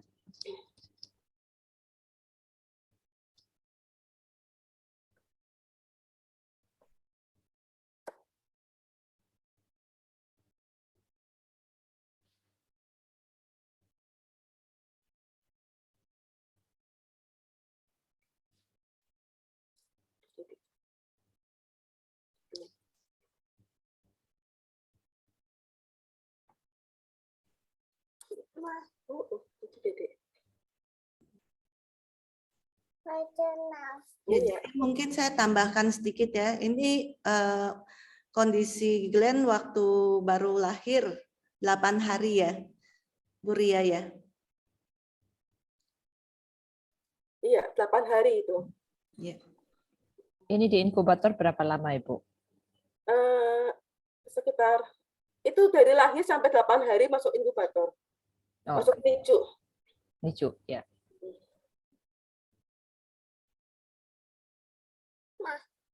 Ya, oke.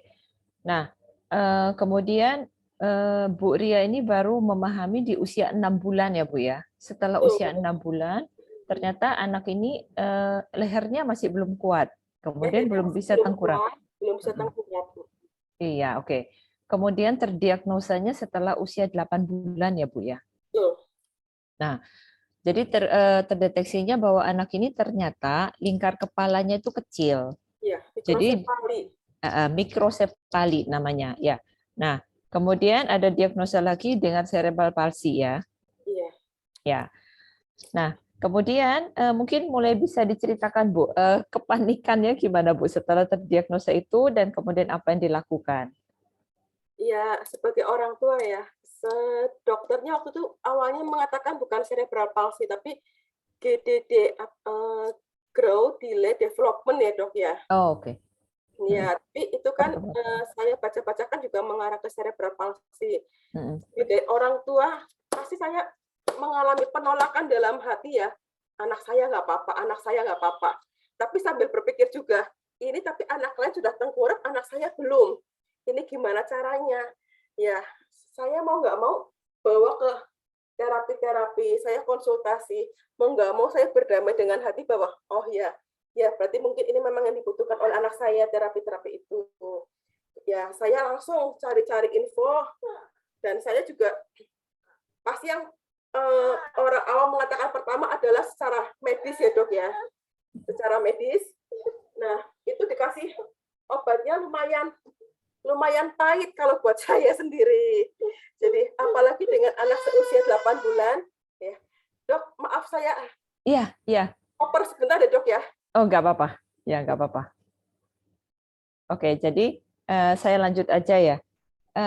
Akhirnya dalam kepanikannya ini, Bu Ria memang melakukan konsultasi ya, langsung konsultasi ke dokter, kemudian diberikan beberapa obat ya. Ada sekitar 3 atau 4 macam obat untuk merangsang otaknya. Nah, seperti yang dikatakan tadi, obatnya pahit dan sebagainya itu ya, tapi namanya orang tua pasti Bu Ria memberikan yang terbaik pasti untuk anaknya ya. Nah, sampai suatu ketika di usia 8 bulan, oh ini sudah kembali, silakan Bu. Iya, sambil mencari-cari informasi kan, ya misalnya kata dia, oh mau nggak mau saya menggunakan medis. Yang saya bilang obatnya pahit nih. Anak usia 8 bulan pahit itu menggunakan apa? Dengan anak kondisi seperti anak saya katanya kalau kebanyakan gula juga nggak baik. Ya, Jadi betul. madu di bawah 1 tahun mungkin dokter tidak menyarankan menggunakan madu. Jadi saya bingung kan. Saya bersyukur sekali dengan kepanikan saya bertemu dengan orang yang tepat. Saya menanyakan ke teman baik saya, mungkin juga hadir di sini, Bu Yayan. Ini gimana ya? Terus coba pakai madu dari HDI. Ini kandungan airnya itu sangat minim loh. Jadi ya itu saya menggunakan pertama kali adalah Clover Honey untuk mencampurkan. Pertama saya coba itu mencampurkan di obat medisnya itu. Kemudian terus ini anak saya gimana lagi nih? Anak saya itu mengalami keterlambatan loh. Ya, akhirnya dengan sering bertukar cerita, saya sering lihat-lihat testimoni yang ada. Beberapa produk HDI saya gunakan. Saya menggunakan Honeybee Pollen dan Royal Jelly. Royal Jelly mungkin kalau orang tahunya itu, ini kan untuk dewasa. Boleh nggak sih untuk anak kecil? Apalagi waktu itu masih usia 8 bulan ya. Tapi saya percayanya sebagai ibu, saya nggak mau dong coba-coba untuk anak saya. Saya pasti memberikan yang terbaik. Jadi saya prinsipnya gini, Royal Jelly kan juga dihasilkan oleh lebah, bahan alami. Saya memberikan mulai dari dosis yang terendah dulu, setengah sendok takar. Itu saya rutin setiap malam. Dan saya bersyukur juga dengan produk-produk HDI ini, anak saya suka. Jadi nggak perlu tanpa dari pemaksaan, dia sudah, kalau sekarang sih udah bisa bicara ya, mah, engi, dia bilangnya itu Royal Jelly. Dia minta, Adi, minta lagi. Justru dengan dosis yang saya berikan, dia minta tambah-tambah lagi. Oh, oke. Ya. Nah, waktu itu diberikan Honeybee Pollen 1 kali separuh ya Bu ya? Ya, betul. Royal Jelly 1 kali separuh, dan Clover Honey 4 kali separuh, betul ya? Ya, betul. Ya, oke. Jadi luar biasa ya. Memang apa yang diberikan itu betul Ibu. Memang tadi di materi saya tidak saya tuliskan Royal Jelly ya, karena masih saya gambarkan untuk anak-anak dalam kondisi normal. Ya, kita pemenuhi nutrisi yang normal. Tapi di kondisi Glenn seperti ini, pemberian Royal Jelly itu justru mempercepat. Karena Royal Jelly itu memang juga membantu untuk regenerasi sel sarafnya. Ya, jadi tidak ada masalah karena semuanya all natural, tidak ada masalah. Nah, memang buat anak-anak yang kita hanya pingin untuk kebutuhan nutrisinya, ya pasti kita hanya cukup madu dengan polen tadi. Ya, oke. Nah, kemudian kalau saya lihat ya, saya 2 kali video kita bertemu di Zoom ini ya, saya lihat Glenn ini bagus loh Bu. Dalam arti dia ini tidak kelihatan ya, karena tapi saya belum lihat motoriknya ya. Saya melihat dari interaksinya dia. Jadi dia bisa melihat menatap kamera, kemudian dia bisa berbicara ya, meskipun memang lebih terlambat. Karena anak saya juga di usia 3,5 tahun, dia masih belum bisa bicara. Nah, makanya kalau saya melihat Glenn di 2,5, oke lah, masih proses belajarnya ya. Tapi saya lihat kalau dengan diagnosa mikrosepali, kemudian apalagi cerebral palsy, ini luar biasa perkembangan Glenn. Gimana pendapat dokter di sana, Bu? Ya, itu waktu itu 4 bulan yang lalu, dokternya 4 bulan atau 6 bulan yang lalu, dokter tuh mengatakan seperti ini, Ibu kasih apa lagi selain obat dari saya? Aduh, dalam hati saya langsung maksud ya, aduh, jangan-jangan yang saya kasih itu salah ya, gitu kan. Terus, dok saya kasih madu untuk nyampurin biar nggak pahit. Terus saya kasih Honeybee Pollen, terus saya kasih Royal Jelly. Kenapa ya dok ya? Saya salah ya dok ya? Saya bilang gitu sama dokternya. Dokternya bilang, enggak Bu, enggak salah. Ibu terusin aja. Justru ini obat yang saya kasih, saya kurangin. Karena pengaruh dari Royal Jelly itu ya Bu, luar biasa banget Bu. biasanya anak dengan kondisi seperti anak ibu, ini matanya nggak fokus. Terus betul. semakin bertambah usia, semakin kaku. Tapi Betul, saya betul. rasa kok malam semakin baik ya. Dokternya tuh mengatakan, ibaratnya nih Bu, dari 100 pasien saya, Glenn itu tidak baik. Dia bilang, betul Bu, betul. Makanya bersyukur sekali sudah bisa mengenal produk HDI ini secara luar biasa. iya betul, bukan suatu kebetulan Bu ya, atas izin Tuhan, betul.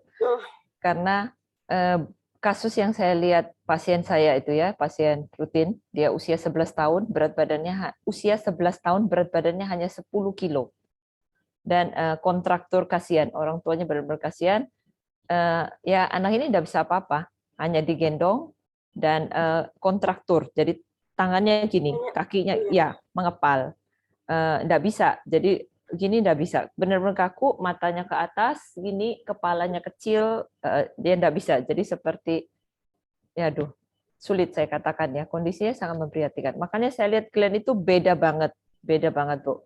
Dia bagus ya, kepalanya, gerakannya oke, ya kemudian bicara oke, itu bagus, luar biasa Ibu. Teruskan Ibu.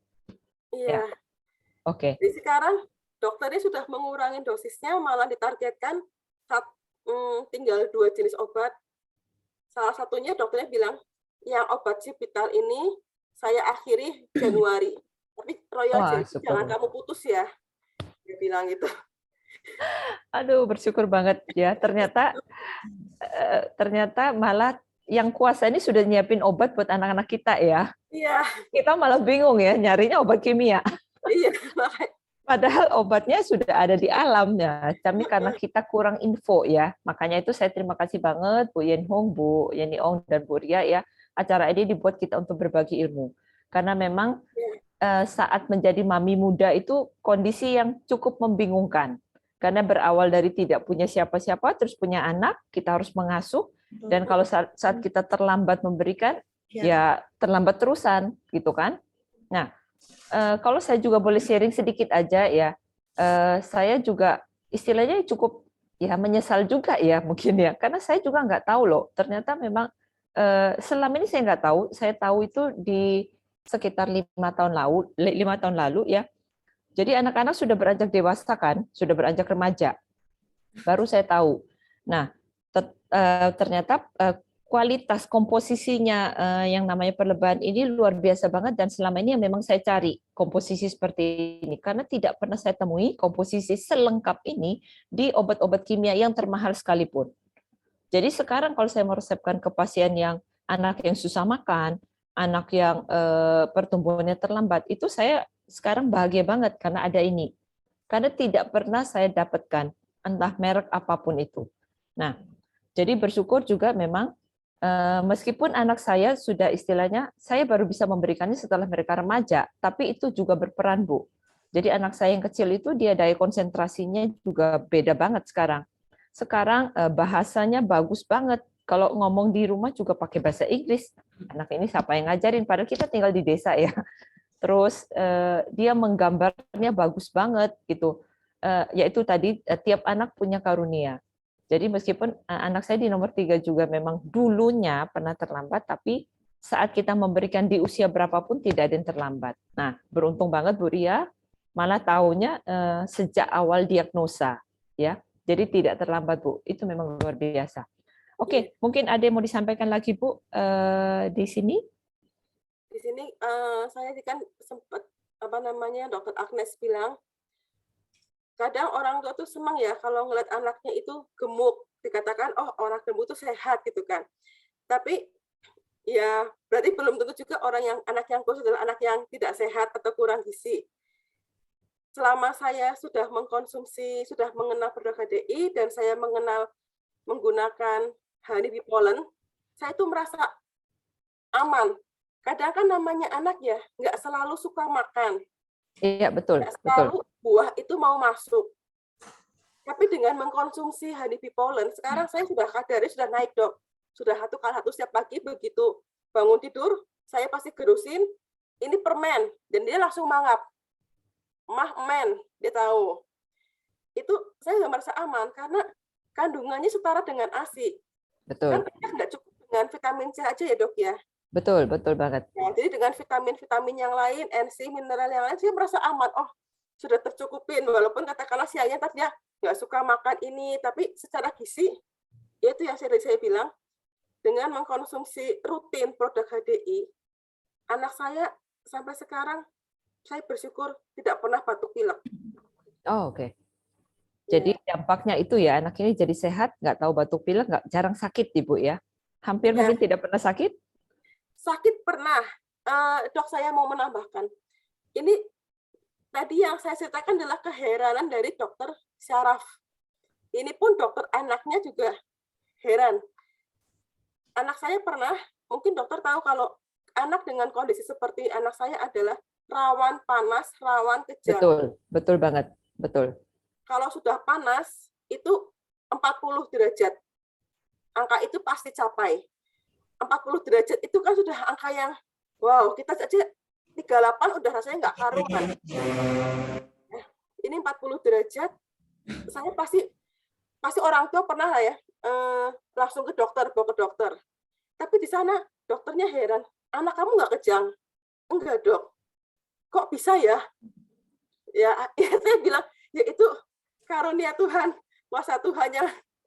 Tapi saya juga, dok saya juga kasih royal jelly juga. Ini kan ke dokter anak, tadi kan dokter saraf. Saya kasih royal jelly juga.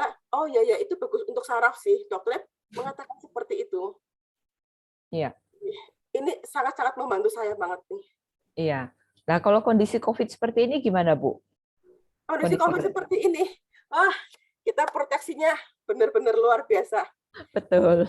Tahun kemarin keluarga kami itu sempat terdampak suami, anak saya yang besar, suami, orang tua saya kena semua. Tapi yang kecil ini, Glenn yang dengan kondisi spesial ya, dia 3 kali PCR negatif terus, padahal makan bareng, tidur bareng. Wah luar biasa, satu rumah Bu ya, jadi sudah nggak perlu. Iya. Wah itu luar biasa. Kasih propoelik setiap hari setengah kapsul saya buka, saya campurkan ke clover honey, saya suapin ke dia. Oh, oke, betul, bagus. Jadi proteksi Ibu benar-benar sudah tepat Ibu. Jadi karena karena Ibu sebutin propoelik ya, saya gambarkan sedikit propoelik. Propoelik itu memang dari sarang lebah ya Bu ya, itu merupakan suatu ekstraksi dengan metode yang sangat tingkat tinggi ya, CFCA. Jadi ternyata di propoelik itu, atau kalau misalnya yang sebelum diekstraksi namanya bipropolis, itu juga bisa kita berikan untuk anak-anak untuk proteksi awal. Jadi saya juga selama ini, selama COVID ya, jadi pandemi selama 1 tahun, kita hampir 1,5 tahun ya, 1,5 tahun. Ini saya dan suami kan juga dokter, kami selama ini tidak pernah lockdown. Artinya kami tetap berhubungan dengan pasien. Nah, anak-anak saya di rumah kan otomatis kan kami satu rumah. Mereka semuanya kan sekolah online di sini ya. Jadi kan otomatis juga kami ini sebagai pembawa, mereka juga pasti juga mungkin terpapar. Tapi ya puji Tuhan ya, selama ini kami tetap sehat, kuat ya. Memang di Juli kemarin sempat drop, tapi semuanya melewati hanya dalam waktu sekitar 5 hari. Suami agak lama 10 hari, tapi hanya gejala panas. Nah, itu satu rumah terpapar, tapi anak-anak juga kita bisa melewati semua. Nah, saya bersyukur banget. Nah, makanya propoelik itu juga penting. Boleh kita berikan untuk anak kita. Itu pasti saya sediakan di rumah juga karena sebagai anti peradangan yang tinggi, antioksidan kuat, kemudian antibakteri, antivirus, anti jamur yang kuat. Jadi kan nggak mungkin ya. Kita untuk preventif, istilahnya, waduh di luar sana banyak virus nih. Saya minum antivirus itu nggak bisa Ibu. Secara obat kimia nggak ada. Atau misalnya di luar banyak orang yang sakit infeksi batuk pilek, saya mungkin minum antibiotik duluan, itu nggak boleh, ya kan? Karena itu ada range-nya. Nah, tapi saya dengan adanya propoelik, di mana-mana saya kalau keluar kota atau kemana itu pasti ada di tas saya. Nah, itu karena untuk preventif kami sekeluarga. Oke, thank you Bu Ria sudah ingetin. Ya, bagus banget ya, bagus banget. Oke. Mungkin Saya kira ini dari Bu Ria cukup ya, sudah membuka sekali ya ceritanya. Terima kasih banyak Bu Ria, semoga ini menjadi manfaat ya. Terima kasih. Ya, oke. Terima kasih Dr. Agnes, terima kasih Bu Ria. Ya, kita sedikit informasi ya bahwa Bu Ria ini juga menjalankan bisnis HDI ya, di mana beliau men-sharingkan manfaat-manfaat produk HDI dan sudah mencapai peringkat yang membanggakan ya, yaitu sebagai Diamond Leader HDI ya, luar biasa banget. Ya mungkin Bu Ria bisa cerita sedikit ya tentang awal diajak oleh temannya Bu Yayan ya, yang ada di sini juga. Silakan Bu Ria. Iya, saya kan dulunya suka, maksudnya nggak bisa diem di rumah, tapi dengan kondisi anak yang perlu perhatian khusus, ya apa yang bisa saya kerjakan di rumah? Saya cerita lagi, memang saya suaranya kan senang cerita. Saya curhat sama teman saya Bu Yayan. Ini saya di rumah tuh harus ngapain? Saya bisa apa di rumah? Ya bersyukurnya dia membawa saya ke jalan sukses ini. Dia mengenalkan saya sebagai ibu rumah tangga yang dengan tadi mungkin rekan-rekan tahu ya, anak saya tuh nggak bisa dilepas. Jadi kadang saya nyebut dia tuh ini koala nih gitu kan, nemplok terus gitu kan. Iya. Tapi bisnis ini ya ini luar biasa banget sih. Luar biasa ya, Bu Ria. Jadi dapat sehatnya, dapat produk gratisnya, dan dapat duitnya. Itu SGD ya, SGD bukan Singapura dolar tapi sehat, gratis, dapat duit. Ya. Oke, terima kasih sekali Bu Ria untuk sharingnya yang luar biasa, dan sesi ini selesai. Saya kembalikan ke Bu Ong ya, silakan Bu Ong.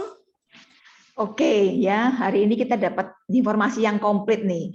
Selamat untuk Bu Ria dan Glenn ya, bahwa ternyata Bu Ria ini cukup tanggap dan bersyukur punya teman-teman yang memperhatikan, dan terutama mungkin Bu Ria juga terbuka ya, mau men-sharing. Ada beberapa orang yang mungkin malu dengan keadaan anaknya atau tidak mau bertanya.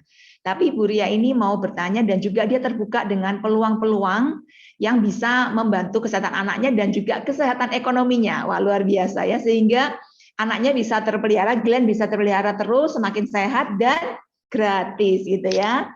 Ini tinggal beberapa kali lagi ya berarti ya untuk dapat kapal pesiar ya. Semoga terus naik sampai dapat kapal pesiar, dapat cash reward ataupun juga dan seterusnya. Oke, doa kita bersama.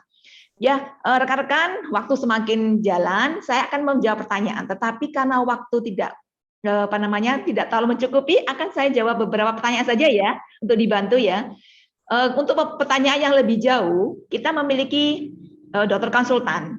Jadi Anda bisa mencek bagi Anda yang sudah bergabung di www.hdi1.com untuk dijadwal dokter konsultan untuk mengetahui jam-jam dan jadwal dokter konsultan. Atau kalau Dokter Agnes bisa share jam dan hari untuk konsultasi medis secara online-nya kapan, Dok?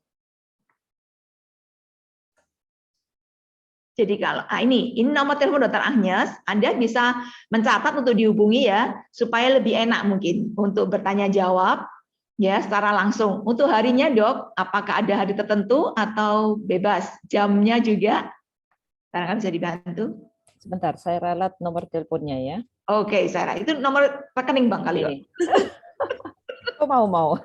Oke, jadi itu nomor nomor HP saya untuk konsultasi ya. Jadi biasanya konsultasi di hari Selasa sama Kamis ya.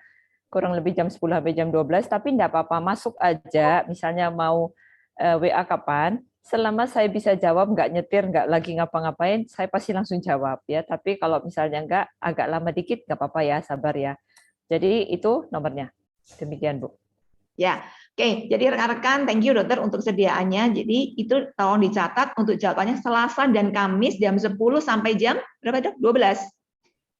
jam 12 ya, itu adalah jam praktek untuk konsultasi online. Artinya dalam jam-jam itu Dokter Agnes memang menyediakan waktu untuk menjawab pertanyaan, tetapi Anda tadi dikatakan boleh mengirim chat aja, akan dijawab. Jadi harap sabar ya teman-teman, karena kita akan antri se-Indonesia ya. Untuk jadwal lebih lengkap Anda bisa melihat di www.hdi1.com untuk jadwal dokter konsultasi lengkap ya, untuk alternatif yang lainnya. Nah, untuk bonus aja, saya mau memberikan jawaban pertanyaan untuk ini nih. Saya pilih ya teman-teman. Ini nih. Nah, mau tanya untuk anak usia 14 bulan, kepalanya peyang, apa bisa kembali normal? Ubun-ubun masih bergerak. Gimana, Dok? Peyang itu apa ya? Saya mungkin tidak bulat bagus itu, Dok. Jadi agak miring atau agak seperti itu. Oh, oke. Simetris. Ya, tidak simetris maksudnya ya. Tidak simetris betul. Ya. Oke.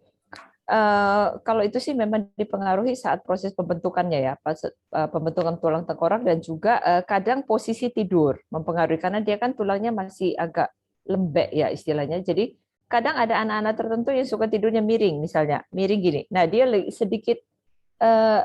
sedikit kayak penyok di sebelah sini ya.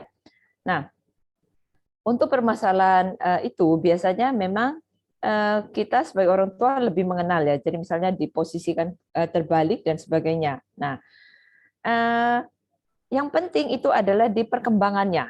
Kembali lagi di perkembangan. Kalau 14 bulan memang benar, Bu. Jadi belum menutup. Jadi dia menutupnya di usia 24 bulan.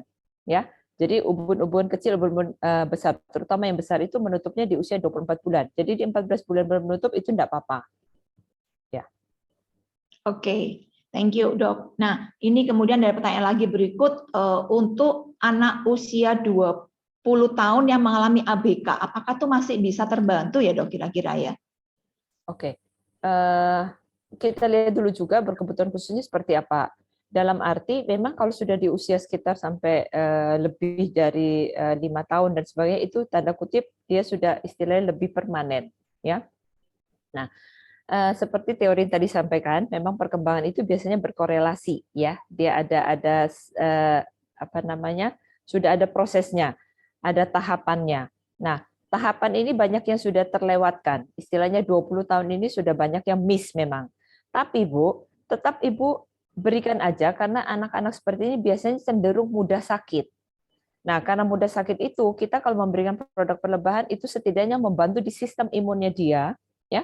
Dia lebih kuat, nggak gampang sakit, kemudian istilahnya mungkin bisa membantu juga untuk di toilet, perkembangan toiletnya dia. Jadi misalnya anak usia ini dia sering ngompol dan sebagainya, sering infeksi, nah itu membantu sekali. Jadi tidak ada kata terlambat, Bu, berikan aja. Ya, oke. Oke, ya. Jadi karena produk HD ini adalah nutrisi, gitu ya, sehingga kita itu sepanjang hidup perlu nutrisi yang terbaik, ya, mengingat bahan baku, kemudian lingkungan, udara udah tidak kondusif lagi ya, Dok ya. Jadi kita tetap butuh anak kita itu kondisinya tetap sehat secara fisik, walaupun mungkin untuk hal-hal yang lain belum bisa terbantu ya. Kondisi seperti kita harus terima karena sudah sekian umurnya. Oke, iya. Kalau untuk kasus seperti itu, kita kondisi normal aja, itu tetap bisa sakit kan, ya. Nah, apalagi untuk anak-anak yang khusus tadi, ya.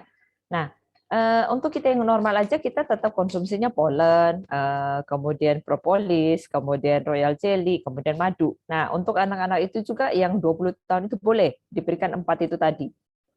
Nah, jadi kalau misalnya kita atur ya, istilahnya ini kan bukan obat. Jadi tidak harus, harus dosis 3 kali sehari. Tadi saya lupa nih, gimana ya? Udah panik gitu. Nggak usah khawatir. Jadi misalnya kita ingatnya 2 kali, ya udah nggak apa-apa 2 kali. Istilahnya yang penting nggak sampai tidak diberikan lah, istilahnya gitu. Nah, contohnya saya misalnya, saya punya alergi yang kuat.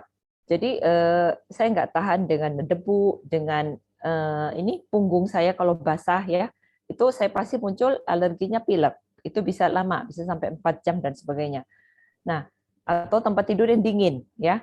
Nah, itu pasti saya kumat alerginya. Nah, kalau misalnya saya kerasa bangun pagi misalnya drop ini, kayaknya mau pilek ya. Itu saya langsung minumnya propolis 3, terus madu, royal jelly gitu. Tapi kalau kadang saya lupa, ya saya hanya minumnya madu royal jelly. Nah, seperti itu. Jadi tidak ada masalah. Ya. Oke.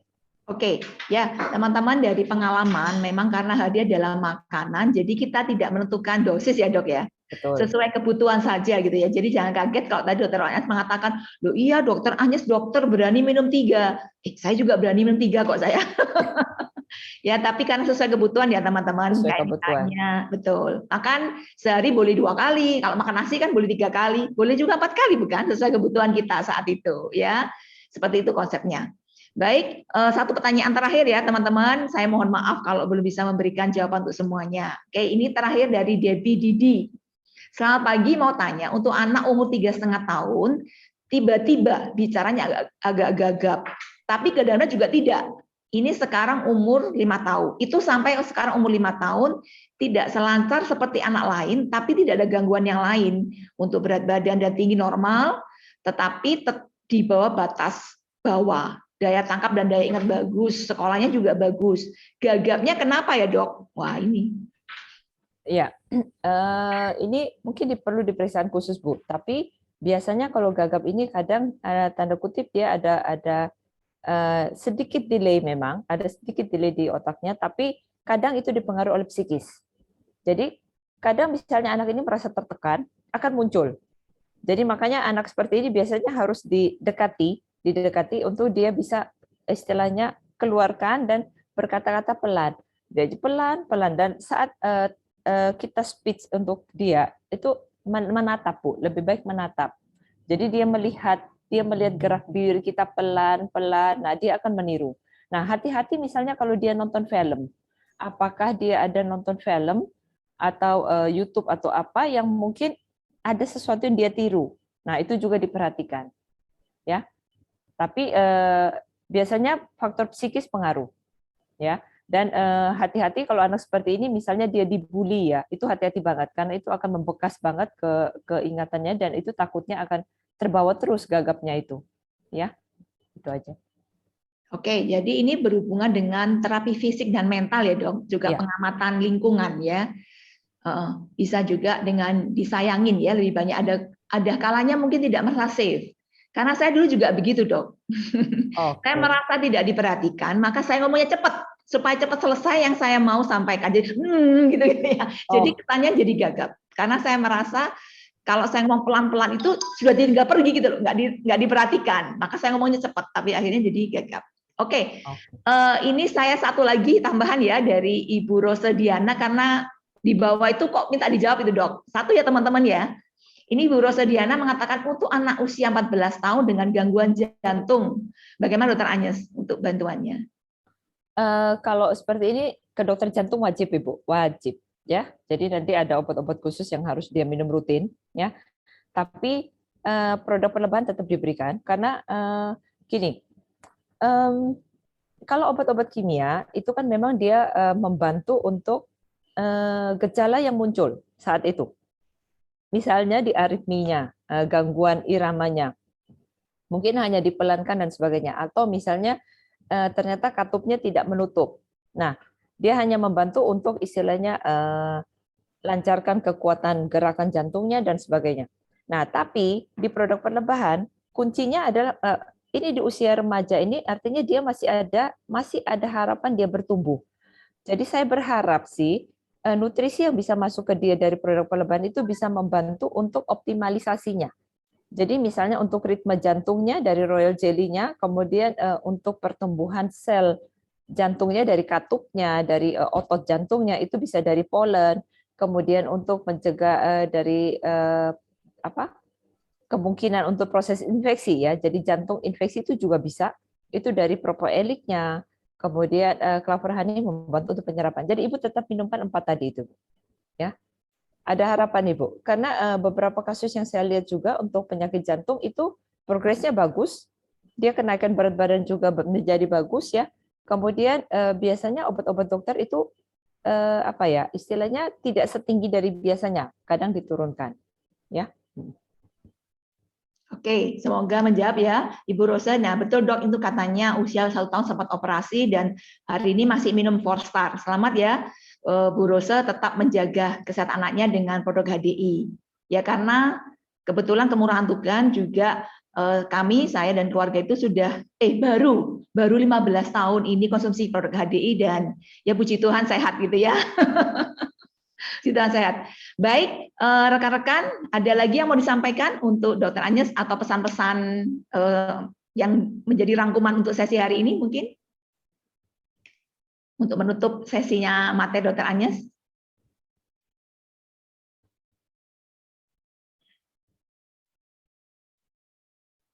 Ya, jadi kalau gitu saya ya teman-teman. Jadi hari ini kita membahas tentang tumbuh kembang anak special care.